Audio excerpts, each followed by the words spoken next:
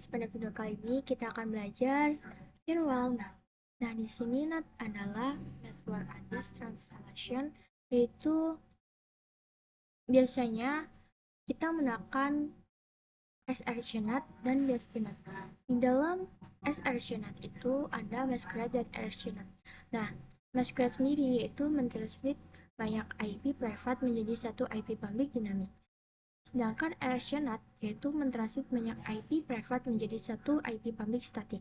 Jika ISP kita memiliki DHCP server, maka IP public kita adalah dinamik. Sedangkan jika ISP kita tidak memiliki DHCP server, maka IP public kita adalah static. Dan seperti ini itu tergantung ISP-nya, apakah memiliki DHCP server atau tidak memiliki DHCP server. Nah, di sini kita masuk ke Winbox. Lalu di firewall, kita masuk ke firewall, kita masuk ke NAT. Di sini kita menekan masquerade, yaitu mentranslate banyak IP private menjadi IP public, yaitu artinya ISP kita memiliki DHCP server. Terus di sini ada rc-NAT. Untuk rc-NAT itu ketika IP DHCP klien kita itu static. Nah, sekarang kita akan bahas rc-NAT. Untuk rc-NAT sendiri, jika kita memiliki IP public, misal /29, jadi di /29 itu ada 8 IP public, lalu dikurangi 2 IP broadcast dan IP network. Jadi masih sisa 6 IP. Satu IP itu kita gunakan untuk ISP, yaitu 10.0.137.165. Lalu sisanya ada 5 IP, yaitu 10.0.137.166, lalu 10.0.137.167, dan seterusnya.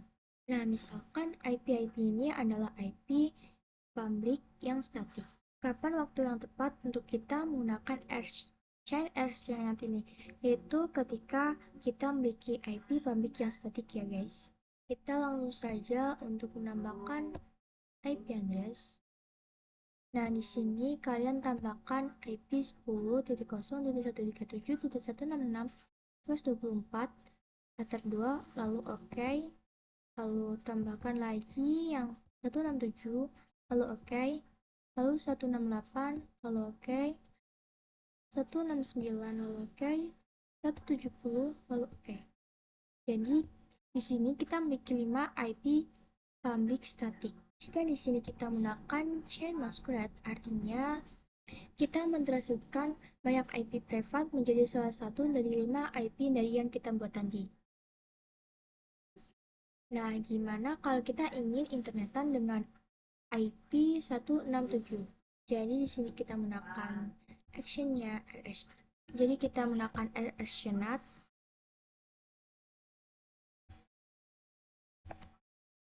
Lalu tuan addressnya kita isikan IP yang akan kita gunakan, yaitu 10.0.137. Jadi 167. Lalu OK. Kita ini hapus saja, kita aktifkan yang ini karena ini sorry guys,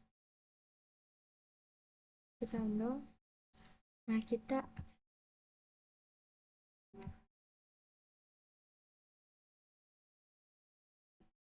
aktifkan. Nah, di sini kalian bisa saja menceknya dengan ping di sini dan ping 88. Nanti itu akan TTL.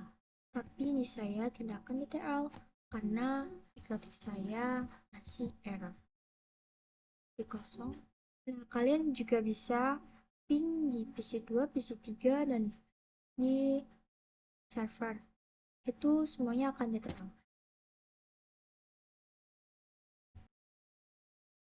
Oke, selanjutnya kita akan belajar ke DST-NAT. Yang sering kita gunakan biasanya DST-NAT dan redirect. Kita akan bahas DST-NAT terlebih dahulu sebelum kita bahas direct.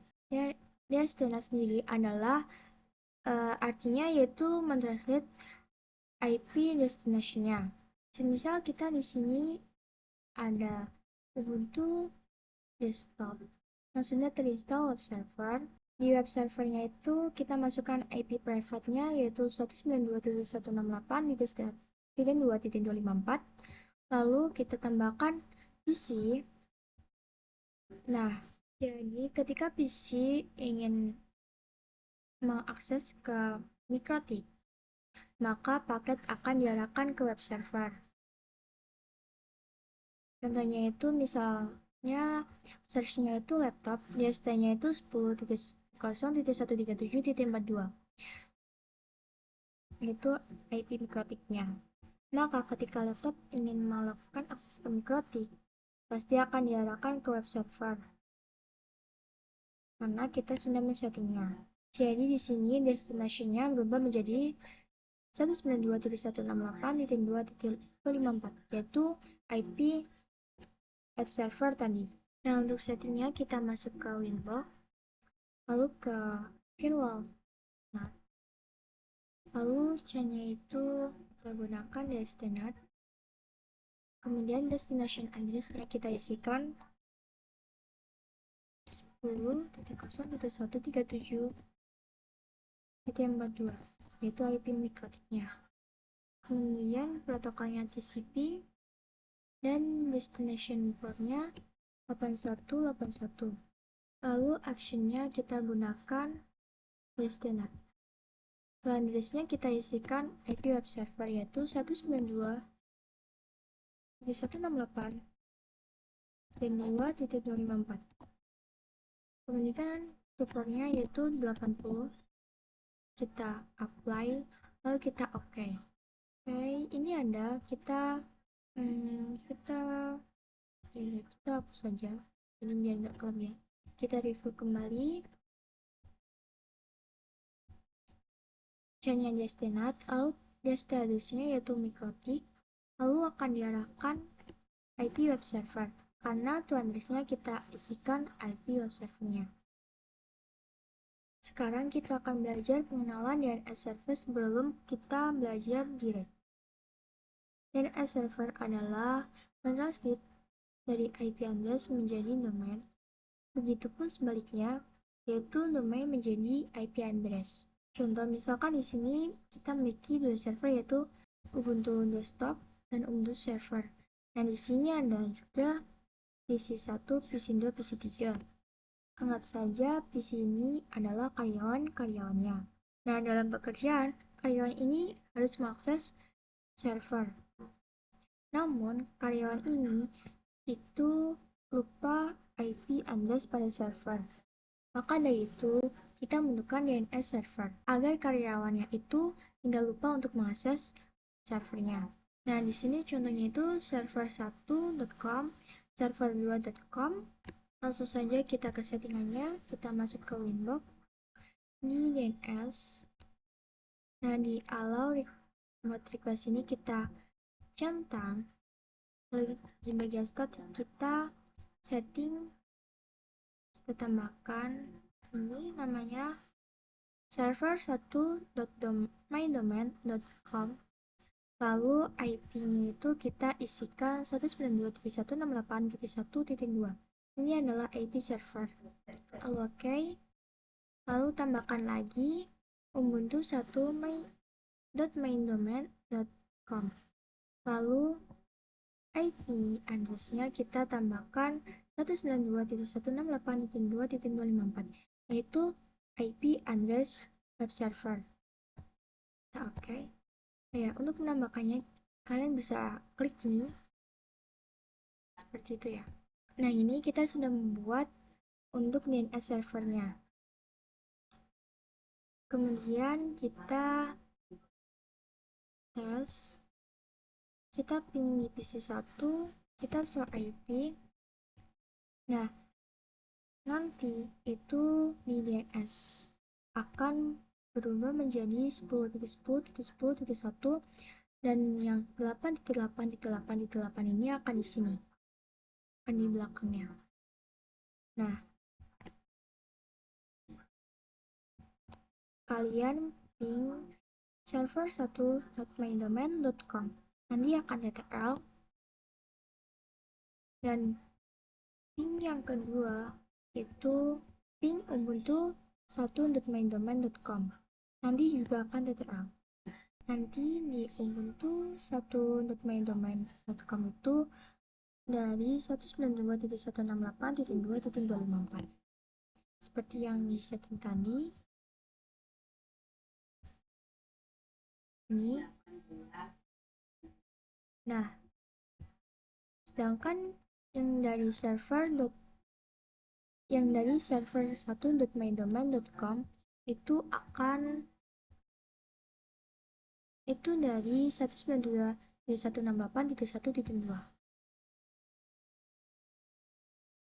Oke, tadi kita sudah belajar tentang destinat, yaitu destinat artinya paket akan diarahkan keluar dari router, sedangkan direct yaitu paket akan diarahkan ke router itu sendiri. Tadi kita sudah membuat untuk DNS servernya, untuk nama-namanya. Langsung saja kita masuk ke firewall, lalu kita tambahkan C-nya itu destinat, kemudian destinatnya 8.8.8, protokolnya UDP, NIA, lalu destination portnya 53, kemudian actionnya direct, dan direct. Actionnya kita pilih dan direct, lalu supportnya kita ketikkan 53. Kita oke. Kita centang untuk aktifkan. Oke. Agar urutannya benar kita saja. Kita tambahkan ini dan direct, lalu supportnya 53, C-nya destinat, destinatnya 88.8.8, protokolnya UDP, destinatnya 53, lalu oke. Jika PC1 ingin melakukan ping ke main domain, jadi jika PC1 ingin mengakses atau melakukan ping ke domain dari dengan DNS 8.8.8 bukan dari MikroTik, itu akan berhasil ya teman-teman. Berhasil ya guys. Oke, sekian video tentang firewall dari saya. Sampai jumpa di video berikutnya.